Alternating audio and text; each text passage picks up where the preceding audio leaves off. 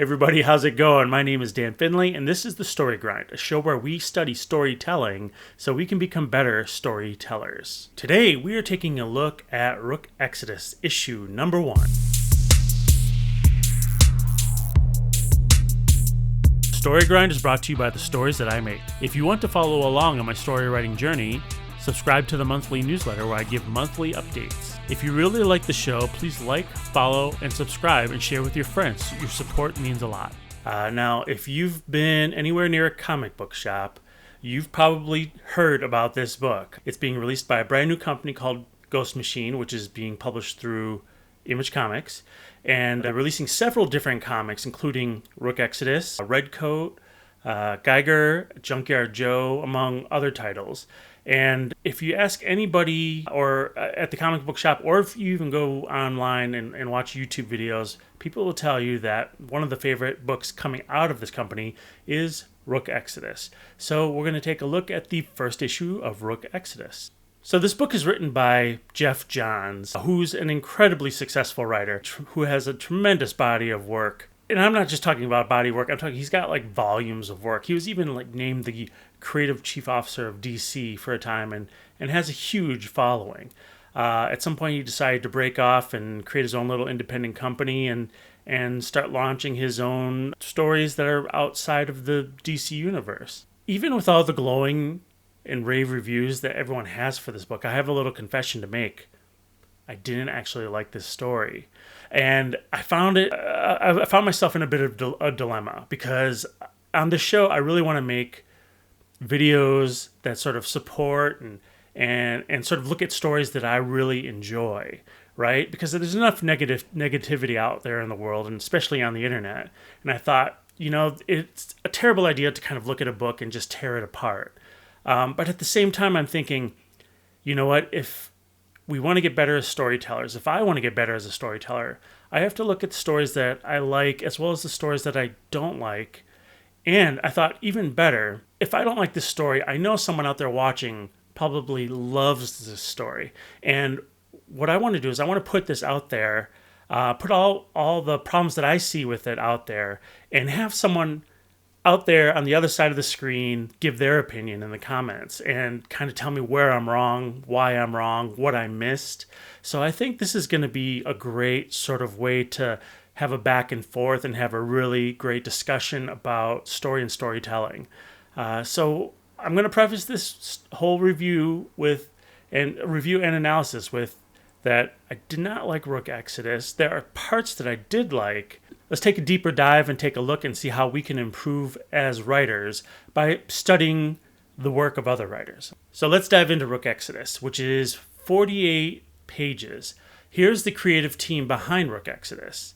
You'll recognize some of the names, including Geoff Johns as the writer and Jason Fabok as the artist. So normally I'd start at page 1, but I think there's some important information right at the beginning, which is on the inside cover. So let's just open up with that. So on the inside front cover, we see what is essentially kind of a summary, a preamble, maybe even a log line to this story. Let's read it. A struggling farmer from Earth was given a second chance on the planet Exodus, a terraformed world where every aspect of nature is controlled by humanity, including the winged scavengers who plagued his crops. Now called Rook, the farmer became one of the wardens, those who wear helmets, capable of commanding an animal species. But when the world engine failed, the power of the wardens fell into the wrong hands. Those who could afford to fled, forcing those left behind to choose between trying to escape this war-torn world before its destruction or fight to save it. All right, so that's sort of like a bit of a preamble for the story. Let's get into page 1. So we start off with scene 1, which is only 1 page long, and we get some non-diegetic information about this world. Simply says, the Kepler system, Planet F, purchased by Better Worlds 2152, rebranded Exodus 2153, colonized 2159, evacuation 2171. So we're in a very much a science fiction story. We're establishing this ordinary world. This is a part of the world building, right? Kind of giving us a lot of information directly to the reader. Maybe not even a lot of information, just giving us some years and some dates. But it's obviously sci-fi, futuristic, kind of post-apocalyptic from the past two descriptions that we've read so far.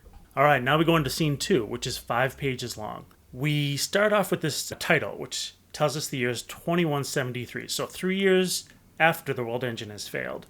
And we're starting to get these narration boxes from the main character. What he tells us directly is, 1, nobody knows why the world engine has failed, but the system is shutting down, and people who could afford to have escaped the planet, and those who couldn't afford to are trying to escape the planet. So we now have, this is all playing out over visuals of a spaceship launching in front of some crows, which are going to play a bigger part later on in the story. The narrator also mentions that there are some rumors that somebody's going to come and rescue them from the planet, but it's been 3 years and they haven't heard anything from anybody yet. Again, lots of world building, kind of getting us caught up in the first few pages, getting us a lot of information, which is nice. It gets us on board, gets us into the story. On page 2, we follow the spaceship as it's launching, and it explodes in the air. And the narrator tells us that even though people are trying to escape, a lot of them aren't rocket scientists, and a lot of the ships appear to be blowing up. So on page 4, we watch as the spaceship crashes, and we hear from the narrator who tells us that water is drying up, animals are growing hungrier, and survivors are more desperate. On page 5, we start to get a sneak peek of our main character, which is Rook. He says he's out there because he needs parts, and he's essentially scavenging these crashed spaceships. He tells us that back on Earth, he was the last in a long line of farmers. He spent his days trying to keep crows away from scavenging their crops, but now he's the scavenger. So we hit page 6, which is our splash page of Rook, our main character in this story. And he looks amazing, right? Sort of this giant splash page hero shot. He's standing there. Crows are flying at camera. We see his name, I am Rook. He's got this really cool helmet on. And, you see Jason Fabok's artwork on display. Looks incredible. All the double lighting you could possibly want. Definitely in that, if you're into that sort of realism school of drawing, which has a long history going back to like Jim Lee or even Neil Adams, then you're probably drooling over this artwork right now. And the great thing about, one of the things that I really loved about this is it's such a futuristic, post-apocalyptic type of world, and you have an artist here who is detailing all of it. And I can't imagine how much time this person has spent drawing like every little hatch line, every little detail. And as we go through the book, this isn't going to be the last time I'm going to see shots that he's drawn in this book that, that I'm sure he spent days drawing. So incredible talent on display here. Okay, scene 3, 3 pages long. We have Rook driving in his vehicle into the heart of the wreckage. We see bodies, we see destruction, and we get a little bit more narration where he's telling us that he's trying to tap into the neural network to call the only warden he trusts, which is this other warden named Swine. He's having a hard time reaching Swine, but he does manage to get a brief communication where he finds out that Swine is way out of range and will not be available to help him scavenge this wreckage. And the narrator, Rook, tells us that without Swine's pigs, it's going to be a lot harder to sniff out with the parts that he needs. And he's running out of time. And that sort of matches up with a body that he finds who is still alive, a person who has a lot of shrapnel coming out of them. So as we move on to page 8, and we find out from the narrator that this is one of the weathermen, and that they usually look down on wardens, which is what Rook is. He tells us that metal sticks out of his abdomen like a pair of scissors cutting through wrapping paper. I'll get into how I feel about that a little bit later. But he says he can save him. He says he can't save him, but at least he can help him die without pain. And he's going to give him some kind of like morphine type of drug. And the wounded weatherman kind of puts a hand on the satchel. Rook says, I'm trying to save you. The guy says, please don't. And then he says, don't let them burn. He hands over this sort of mysterious packet to Rook before he dies. So there's a handoff of the package. The man passes away. So we get a lot more information from the narrator that his mind is connected through this helmet to the crows around him. And he can push their thoughts and control their actions to a limited degree, but sometimes they claw their way back into his mind. He tells the birds to stay away from this corpse of this weatherman. And then he tells us a little bit more about the scientists who built the helmets and how he called the sort of feedback from the birds, it's called instinct influence.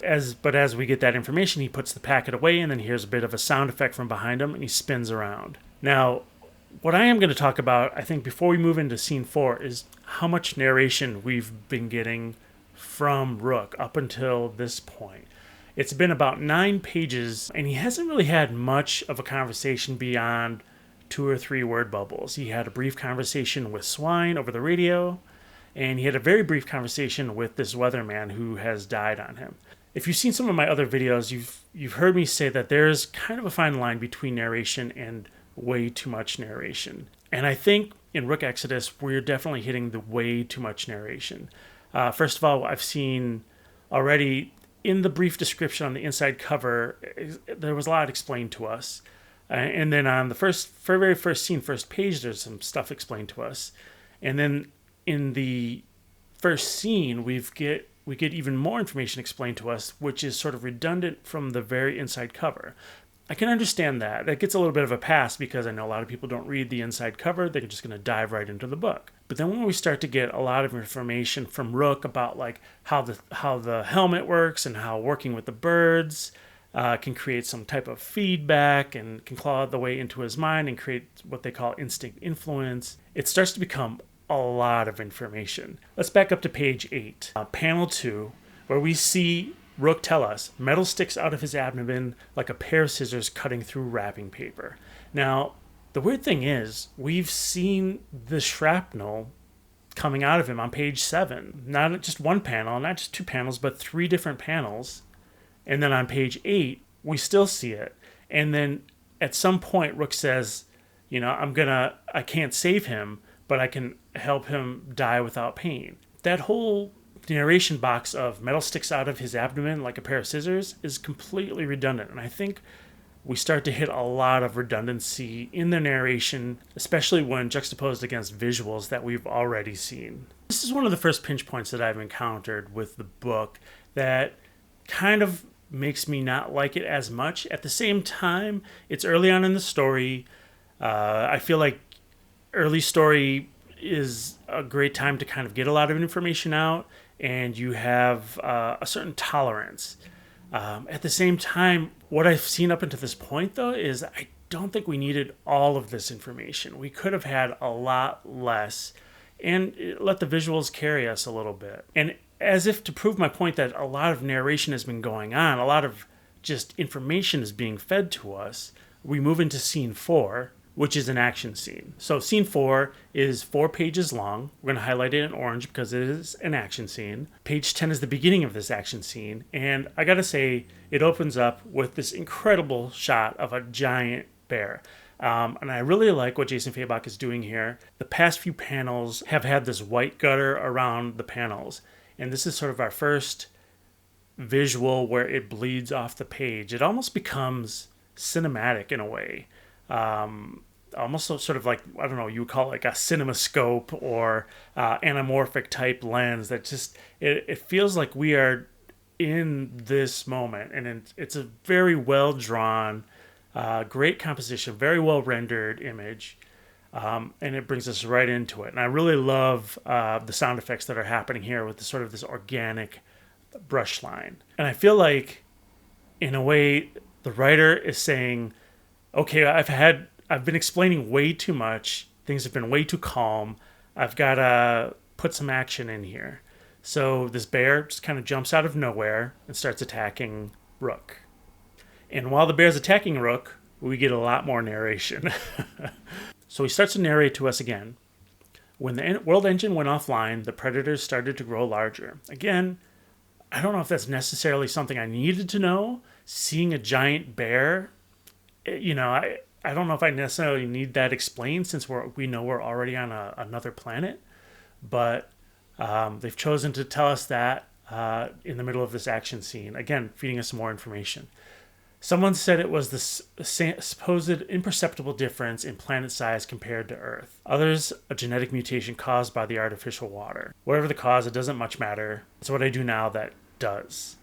And so he talks to the bear a little bit, tells him he's not his supper, stabs the bear, and ultimately sicks the birds on the bear, which causes enough of a... I guess they peck at the bear's eyes and the bear runs off. So we've sort of had this random action scene just sort of thrown in there. At the end of the day, I'm not sure it actually adds anything to the story. For example, if you remove this action scene, scene 4, all 4 pages, the story would still make sense. The only thing we added to the story is that we got a little bit more information on why the animals are as large as they are.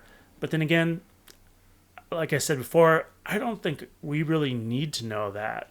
I think it just like even a quiet action scene would have been fine. Okay, now we're moving into scene 5, which is 12 pages long. It's a lot of pages for one scene. So we get into these great, incredible panoramic shots of the environment. Again, lots of wreckage, lots of debris, lots of machinery. I can't imagine how much time it's taken to draw these panels. So detailed, great compositions, really enjoying it. And, you know, it's sort of feeding us, the audience, a lot more information than a narration box ever would have. But of course, over these panoramic scenes, we are hearing more narration from Rook. He buried the pilot, the birds' hearts beat faster, a primitive thrill surges through them, a nasty hunger, a sense of survival only for themselves. We get to see how sort of the environment is falling apart. Looks like the water's drying up, as he mentioned earlier. Again, sort of like there's the narration telling us that the water's drying up, and then there's a visual that the water is drying up. And personally, I think in comics, I think using the visual is going to win every time. And then we get into him driving to this city that he lives in. And again, sort of this mechanical metal dome that is in the state of decay. We get a shot of Rook in his vehicle. The doors of the city are opening up. And now he starts to narrate to us about the city. He says, New Mason was one of the city's better world, built as advertised, complete with every amenity a family could want. 2 years ago, it had a population of almost 800,000. And then page 16 and 17 is our first double page splash. Incredible image. Again, so much detail. And again, I think this city is drawn in 1-point perspective. I don't think I've ever seen... I almost feel like every time I draw a 1-point perspective city, it never looks good. I always feel like you have to do a 2-point perspective city to even have it like look decent. But I think this is all drawn in 1-point perspective because you can see the vanishing point if you follow the road all the way into the background. And if you notice how the horizontal and vertical lines are pretty much parallel to each other, I think this is 1-point perspective and it looks incredible. This sort of renews my faith in 1-point perspective. But again, all the detail, all the wreckage, all the debris. I want to know how much time Jason Fabok spent drawing this. This is crazy good. Super detailed. I mean, look at how tiny those vehicles are along the road, all in perspective. So those vehicles are not in 1-point perspective. Some of those vehicles are in 2-point perspective, I can see. But as far as the city itself, or at least the basic building blocks of the city, it's in 1 point. So like this kind of double fin spaceship, that's definitely got to be 2-point perspective, and maybe some of these buildings. So I think it's probably a mix of 2 and 3-point perspective debris mixed into a 1-point perspective basic city structure. But again, incredibly well drawn visuals. And in this visual, Rook tells us once again that he is essentially the only resident left. Oh, today is the city only has one resident, and that's him. All right, we move into page 18, and he narrates to us again. In less than a month, it will be 0. Now, again, this is sort of like information. We're 18 pages in. This is all information just being told directly to us for 18 pages, and I'll get into a little bit more detail why that's problematic, but also I understand why this is happening. But let's focus on the visual for page 18, which is, and at first I didn't realize this. I thought this was maybe a building that he was living in, but this is a spaceship, and this will come into play. This is a spaceship he's building, and this will come into play a lot later in the story. But look at how sort of detailed the vehicle is in the foreground. And I really love how Jason Fabok and the colorists are sort of playing with the atmospheric perspective. Like in the foreground, we have this vehicle with some machine parts and storage and other weird cubicles. And look how dark that is. And in the midground, we have this sort of spaceship, which is a little bit lighter. And in the very far background, we've faded out sort of this black line, the black ink line, into sort of a grayish purplish line. And as a way to sort of illustrate that is there's sort of an atmospheric haze between the spaceship in the midground and the city in the background. You can even see up into the ceiling where the dome is still intact in parts. I can't imagine how much time it took them to imagine this post-apocalyptic world. It's incredible. All right, so now we move into, I guess you could call this another scene, but I'm going to combine them together because I almost feel like the previous few pages were more of like a visual intro to the real substance of the scene, which is Rook sort of taking his helmet off and relaxing. And then we get a bit of narration where he says, "I need a break from the birds," and he takes the helmet off. And I'm kind of thinking, I'm probably reading a little bit too far into this, but this sort of, the fact that he's taking the helmet off to give himself a break, I almost feel like it sort of mirrors my experience of hearing all this narration, and now we're kind of, the helmet's off, we're kind of getting a little bit more of a few silent panels that are giving us information as he's like roasting a fish and eating a can of beans. But I think if you could really wanted to read into it, it's like this idea of taking the helmet off so he can silence the birds, and also we get a bit of silence from the narration. But that is proved incorrect because before the end of this page, we get a bit more narration. And he says, "But only one thing really clears them out of my head," and essentially it's alcohol. So we get some visuals of Rook driving through the city. He ends up, and essentially he's scavenging through old apartment buildings to find more alcohol. And this is sort of a bit of visual storytelling. I'm going to flip through these next pages pretty quickly because I really think these are, there's a great bit of visual storytelling happening here where Rook is essentially going through the apartments one by one, scavenging whatever food and drinks he can find, and once he's finished with it, he X's it off with a big red X.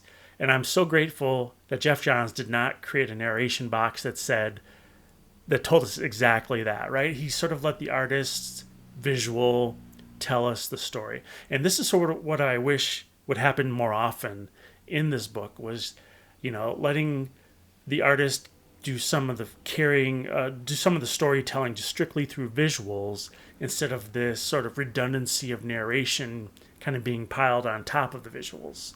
A scene finally finishes out with him going to a movie theater where he watches a movie by himself. And essentially the last few lines of this movie kind of reflecting what Rook's personal internal journey will be, maybe more specifically his internal desire. So the movie says, "Why did you come back home?" And the other actor says, the other character in the movie says, "Because I never should have left, ever." and the end. And then we get a sort of contemplative moment where Rook is thinking about that. And then he pulls open this package that was handed to him by the weatherman that died on him. And it's a photo, maybe a bunch of photos. And then he remembers this moment where the weatherman says, "Don't let them burn." And Rook isn't sure what he was talking about, though. Was he talking about the photo, or is his family still here? Or did they go back already? Or did they ever come in the first place? He'll never know.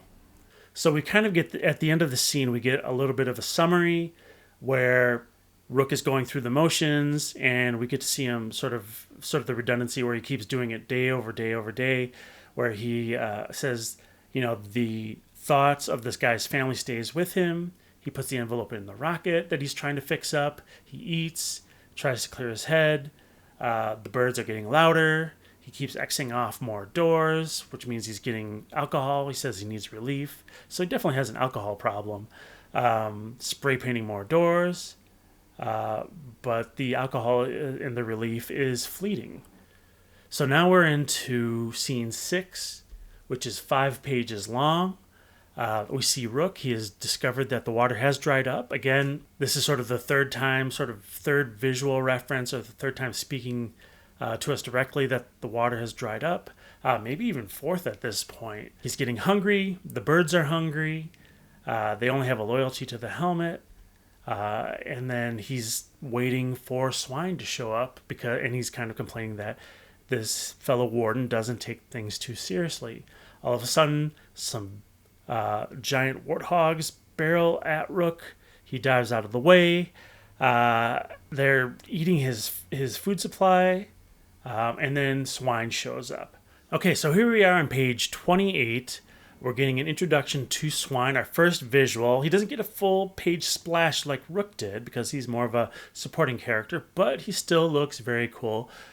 Great silhouette, great character design. Look at the tusks coming off of his mask and off of his belt. Really well drawn, really well rendered.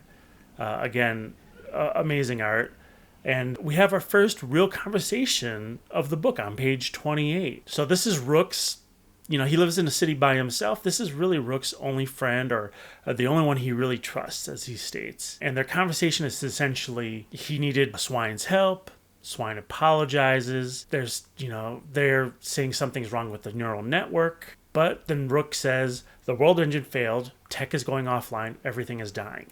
And again, this is probably the third or fourth time this phrase has been stated in this book in 28 pages. And I don't know if it's maybe the writer worrying about readers not getting that, but it feels so repetitive at this point. It's sort of, again, a point of frustration for me as a reader. It's like, yeah, I understand that. I've seen it 4 times. You don't have to repeat that for me again. So essentially, Rook is saying, hey, we're going to leave this planet. We only have a few more months left, maybe even a few more weeks before everything dies, and he needs Swine's help. And Swine is saying, no, I'm not leaving. I'm going to stay on this planet. And Rook says, yes, you are leaving. Swine doesn't want to abandon his animals. Rook doesn't care. Swine says they're more than just animals. They won't leave my side. Rook is like, hey, it's just your helmet. As soon as the helmet dies, they're going to run away or turn on you. And then we have it's sort of a weird one-sided discussion where Rook is being really stubborn and saying, no, we have to focus on repairs. You're leaving with me. And at some point, Swine just says, give it a rest, okay? And I think that is the absolute appropriate response, because Rook, at this point, just feels like such a one-sided character. He just keeps repeating this idea that they're going to leave together. And I kind of secretly want to believe that Swine understands that this dude's a farmer and he doesn't know how to build a spaceship, and that he's going to die on the planet or he's going to die in that spaceship. So he'd probably rather die on the planet. I'm kind of getting the feeling that Rook might be a little on the spectrum because he can't seem to get context clues. I'm not sure if that's what the writer is going for or not, but it does feel a little wooden. It does feel like a little one-sided. I kind of wish there was a little bit more compassion I know Rook kind of exhibited or demonstrated his compassion when he tried to give the morphine to the weatherman and give him a peaceful out, but that felt a little forced. And then the fact that he doesn't have much compassion in this moment just kind of feels like I'm not necessarily liking him or empathizing with him as a character that much. Finally, the scene ends with them just drinking. So now we enter scene 7. So scene 7 is essentially a flashback. It's 12 and a third pages. 11 of those pages are a flashback. Now that flashback consists of 2 different moments of time, but they're kind of illustrating the same point. So I'm just going to qualify it all as one long scene. So we open up with scene 7, and Rook is working on his spaceship until he tells us that he is drunk when he gets back home, and he should know better. As he's working on the spaceship, something explodes, and he flies back and hits the ground, and essentially is knocked into a dream state that is also kind of a flashback. So now we enter this 11 pages of flashback where we see Rook as a child. We get the year 2148, Bloomington, Illinois. We see him as a much younger, probably not a child, probably a teenager, where he's building a scarecrow on his father's farm. And then we see that visually, that people are in spaceships above his farm. He runs into the house screaming, "Dad!" And then we get another narration from the TV. So this isn't from Rook's point of view. This is a different narration from the television where the commercial is essentially telling us that that Earth is on fire and there are floods and that they should all join up and jump on a spaceship and leave Earth to go to another planet. But the father does not want to leave. He says, "We're not running away." All right, we flash forward 15 years later, where Rook is now an adult. That same scarecrow that he built is now on fire. The farmhouse is on fire, and essentially Rook's father dies in the fire, and an agent says, "Hey, sorry for your loss, but you can sell this land and take that money and jump on a spaceship and fly to Exodus." So now we have Rook on the spaceship. He's leaving Earth, and he asks the computer, the spaceship, how long will it take to get to this planet called Exodus?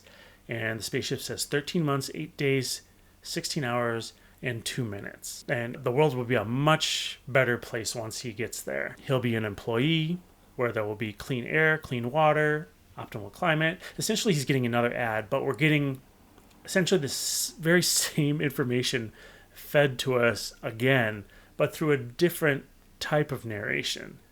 Is now telling us a little bit more about how the helmets work and the job that he'll be doing as a warden and how it sort of connects to these crows. The scene ends with sort of this really cool match cut where it ends with a crow, and then we flash back to present day where Rook wakes up and we see another crow cawing. So it's a sort of a nice visual match cut right there.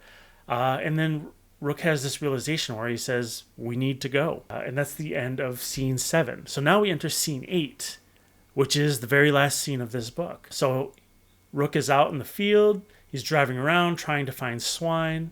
Rook discovers Swine's campsite where everything is destroyed and some of his warthogs have been slaughtered.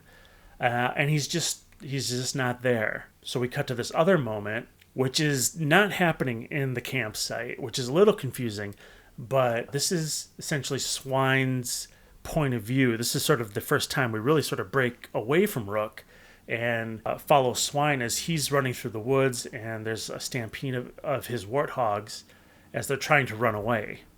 And we get to page 46 and 47 where we have sort of 3/4 splash bears ripping into these warthogs. Again, super cinematic of action off the page. I think sort of having that previous panels of just white around the panels, turning the page into like this 3/4 splash, double page splash, just feels so immersive and cinematic. I really love the action that's going on, all these little warthogs being tossed around, and Swine shooting back, only to be grabbed by somebody's hand off panel. And then we get into the very final page, page 48, where Swine is killed in a suspenseful moment by somebody. We don't quite know who it is, but it's the very bottom of the page says the power of Ursa. So I think we can all assume that This is a bear warden based on sort of the character design and his helmet and the fact that he's surrounded by these giant bears and he's not getting ripped apart. So that ends the first issue of Rook Exodus, which is 48 pages. Let's back off and take a 10,000-foot look at the whole story in its entirety, scene by scene, and kind of figure out what's working and what's not working. So this will be a fun little exercise. All my previous videos, I've always identified the inciting incident of the story, but I didn't in this one. So what do you think is the inciting incident of this story? I'll be honest, when I read it, I had a little bit of trouble figuring out what it was, but there are some clues. And so I'm going to spoil it right now. Well, no, actually, I'm not going to spoil it. I'm going to kind of show you how I found it. So I think the obvious thing to look at is the very first description, which is the inside cover of Rook. And essentially, what this little chunk of information is a log line to the story. But there's something strange going on here. Let's read it again. A struggling farmer from Earth was given a second chance on the planet Exodus, a terraformed world where every aspect of nature is controlled by humanity, including the winged scavengers who plague his crops. Now called Rook, the farmer became one of the wardens, those who wear helmets capable of commanding an animal species. But when the world's engine failed, the power of the wardens fell into the wrong hands. Those who could afford to fled, forcing those left behind to choose between trying to escape this war-torn world before its destruction or fighting to save it. So this is essentially a log line to the story, but it's the best way to say this. I think it's a log line to a different story, because we've just gone through the whole issue, and that isn't exactly what happens in this issue, right? It's almost a log line to a completely different story that I would really like to see. But let's look at the inciting incident here, and the best way to identify that inciting incident is the word when, or but when. So everything up in this paragraph up into but when is essentially establishing the ordinary world. But when the world engine failed, the power of the wardens fell into the wrong hands. Now, we essentially start this story 3 years after whatever this is describing. So this is not the inciting incident of the story. It's an inciting incident of a completely different story, a story that I would really like to see. I think there would be such a great, some great drama especially in sort of like a post-apocalyptic sort of way, where you see the world failing and the choices, humanity makes in order to survive or in order to get on a spaceship. I think it would be pretty similar to what you see in most zombie movies, right? It's like the bad decisions people make or the desperate decisions people make. I think that could have been a really great story. Unfortunately, this description is not for Rook Exodus as we've seen it. So what is the inciting incident? Is it when Rook takes the mysterious package from the guy who's the weatherman who's wounded in the crashed spaceship? No, because an inciting incident will typically activate the main character in a way that makes them want to take immediate action, right? It upsets the balance of their world, and now they are on a mission to, as of the end of the first act, they're on a mission to restore balance to that world. And he's handed the package from this guy, and it doesn't really mean anything in the long run. In fact, when I first read that, I thought there would be more importance to that package. But as of now, I think I've read up to like issue 4, and there doesn't seem to be any real meaning behind that besides making him think about Earth a little bit more and returning home. So the inciting incident, is it when he's in the movie theater and he kind of hears these actors talking about how they never should have left? I think definitely not the inciting incident, because again, it doesn't activate him in any way, but there are sort of like echoes of a certain desires and themes that he wants to go home. Is it when he discovers swine again? No. Is it when he ends up falling off the spaceship and hitting the ground and having the flashback? Now, this is sort of interesting. This is sort of what I initially thought the inciting incident would be, because at the end of this flashback, he wakes up and he says the words, "We need to go," and that's him being activated. He's now, there's a certain immediacy to him leaving this planet and wanting to go back to Earth. The problem is that he's been sort of sitting around for 3 years, and this flashback doesn't really activate him in any other way. It doesn't. Essentially, he's still in the same situation after the flashback. The fact that he kind of wakes up and says, "We need to go," doesn't have that sort of immediacy. That doesn't. There's the balance of his world has not been upset just because he's had a flashback. Essentially, he's still in this sort of ordinary world. So then we flash forward to the very end of the book where we see Swine killed. Is this the inciting incident? And I thought, oh, this has to be it, because it's the end of the book. It's a very suspenseful moment. This character's been killed. Probably the only character that I kind of liked in the first issue at all. But then I thought, okay, let me read into issue 2 and 3 and find out. So if this is the inciting incident, then Rook is going to step up and immediately be activated, and his world has been thrown out of balance, and he's going to sit there and go, okay, I got to get my life back into balance, right? I most likely get revenge on this Ursa for killing my only trusted friend.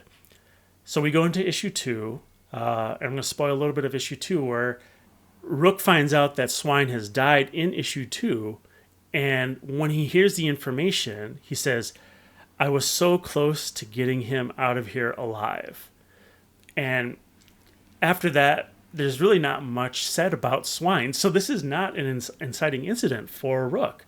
Essentially, you have to read into at the end of issue 2, where Ursa blows up his spaceship. And then all of a sudden, Rook is like, "I'm on board. Let's go. Let's get after this guy because he just blew up my spaceship." So the inciting incident doesn't even happen in this issue. It happens at the tail end of issue 2, which tells you a few things. One, if your inciting incident is going to happen in issue 2, then this is going to be like issue 1's a 48-page book. Issue 2 is 24 pages. So that's 70 some odd pages before your inciting incident drops. That tells you that this is going to be a very long story. 2, the other thing that tells you is that Jeff Johns has a following, because not many people are going to get away with dropping their inciting incident in issue 2. He has a loyal fan base. He can kind of get away with it. I think he was really smart in that he created sort of the suspenseful moment of Swine being killed at the end of the first issue. It kind of makes you think, oh God, what's going to happen next? Unfortunately, it doesn't really activate Rook in any real way. The only way he's activated is when his only means of escape from the planet Exodus is destroyed. And essentially this becomes a revenge story over the destruction of his spaceship, and kind of the death of his friend, the death of his only friend. There's also a bit of a promise that he might be able to find another spaceship if he helps somebody destroy Ursa. So there's sort of an objective and goal set in front of him there. Okay, so let's talk a little bit about some of the problem points that I've found in the story for me personally. And first I want to address the narration. Again, this book is riddled with narration. There's so much just being told directly to us, the reader.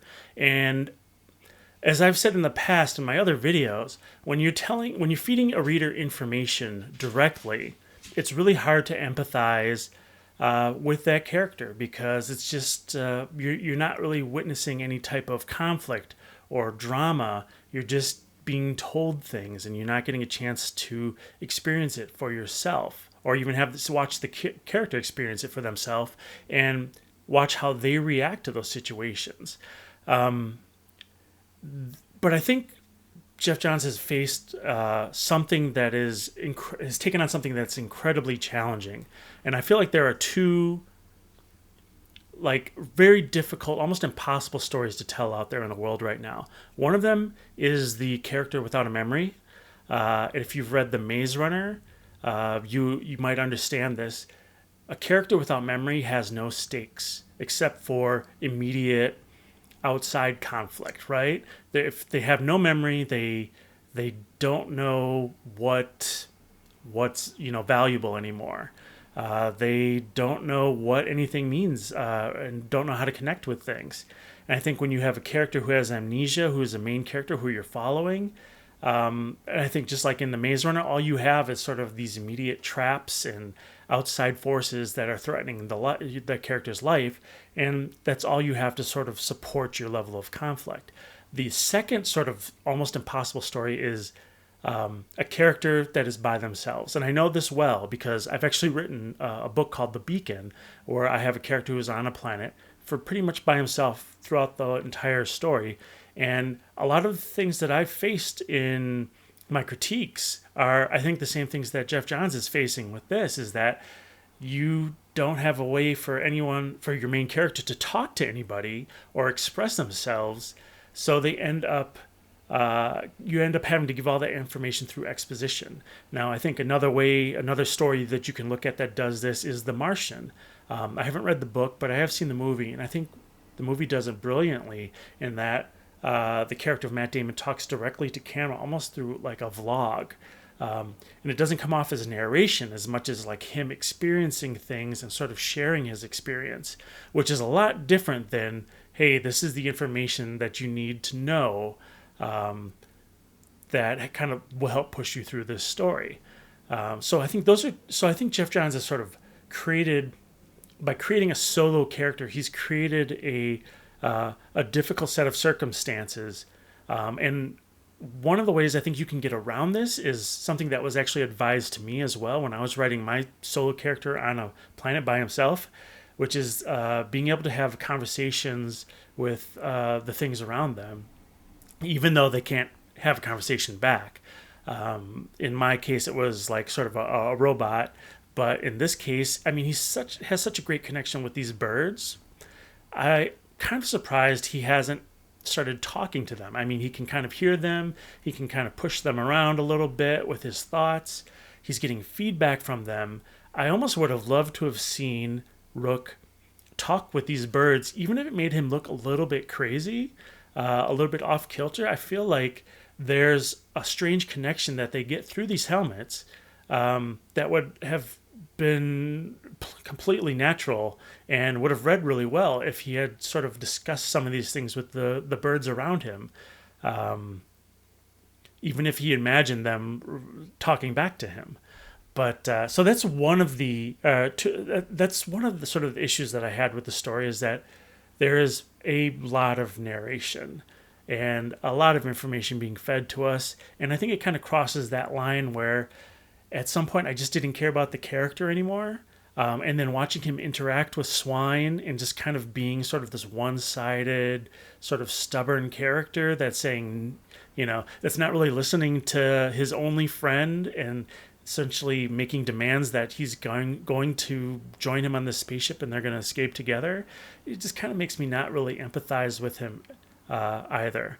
That's another great thing to look at this story. Usually I will identify a point of empathy for the main character. And in this story, I didn't really empathize with the character at all. I think there's a sort of save the cat moment where Rook shows that he's not a complete monster by trying to give the weatherman a peaceful death, right? I feel like that's not really it's for me, it's never been a great sort of illustration of character. I feel like character is revealed through difficult choices. Maybe if it was like Rook's very last vial that he actually needed and had to choose between using it for himself or giving it to this guy, that would have revealed a little bit more character. But instead, it just seems like he's kind of putting a person out of his misery as just sort of, something he just needs to do just to kind of show that he's not a complete animal to the reader.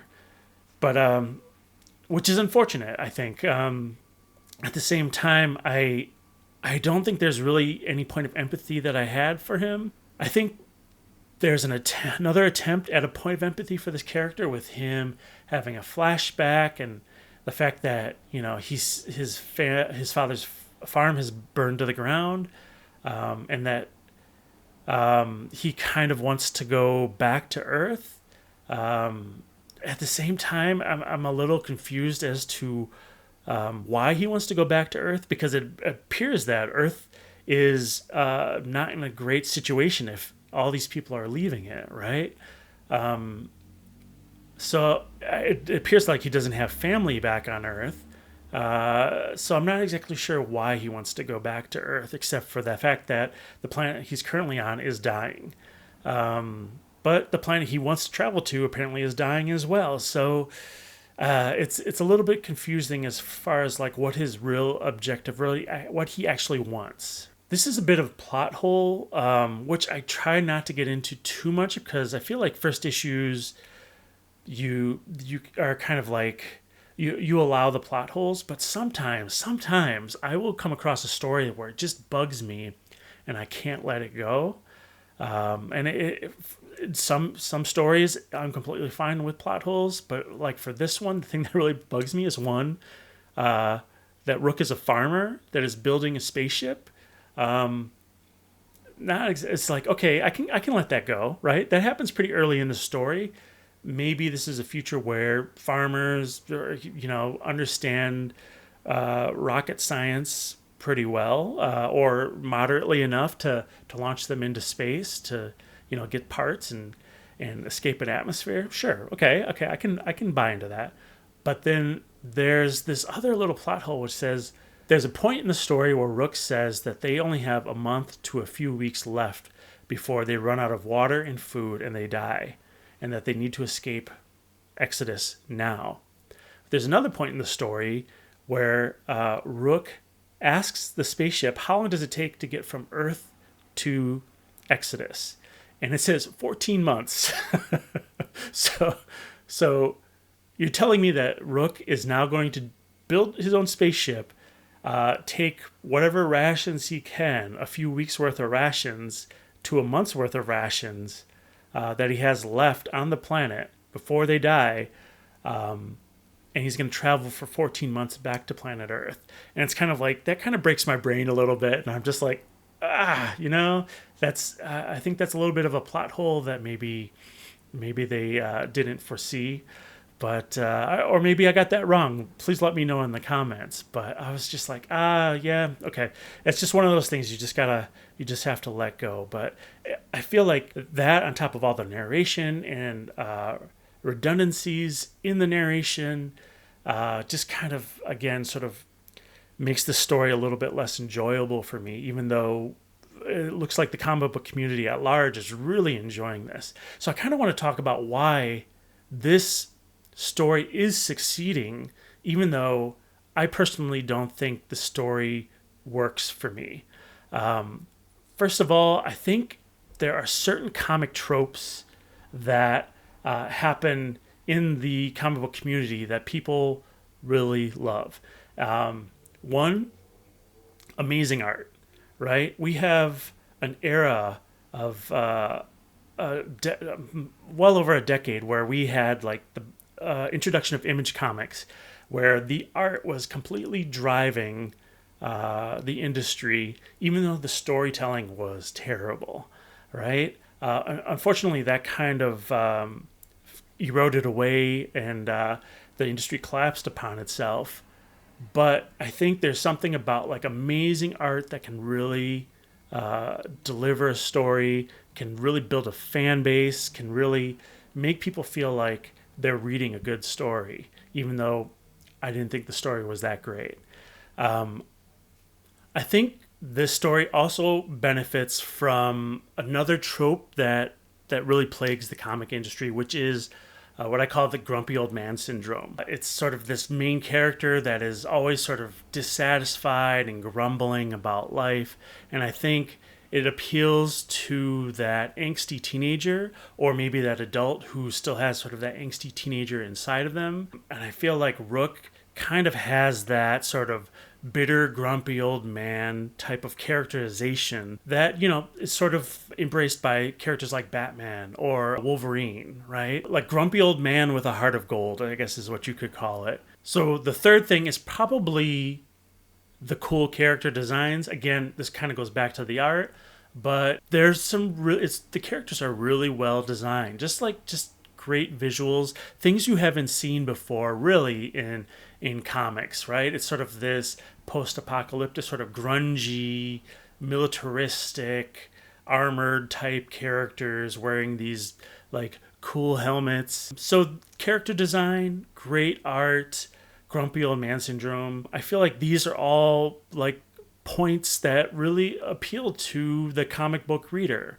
And there's no shade to that. I mean, that's great. I mean, it's sort of, I think we have characters like Batman again and Wolverine who've, you know, become as successful as they are because they are like that. On top of that, I think we have Jeff Johns, who has, again, a huge fan base, who has been incredibly successful in the industry. You know, in some ways, he really knows what he's doing. I think he knows his audience. He knows how to get them engaged. Like I said earlier, some of the points that really make the story interesting are sort of like that cliffhanger ending at the end of at page 48 at the end of the book. If you've read Rook Exodus, tell me in the comments, am I completely wrong? Is the story not great? Or what am I missing in this? Because I feel like there's been so much buzz and so many people talking about it. I mean, I own 5 issues of this comic, and I didn't actually start reading it until I got issue 5 and realized this is really not the kind of story that I'm really not enjoying this story. But I'm wondering if anyone else has sort of fallen into that trap, because I went into my comic shop and I said, hey, tell me what Ghost Machine comic is out there that I should be reading. And they said Rook Exodus is by far the best one out of this new company that just formed.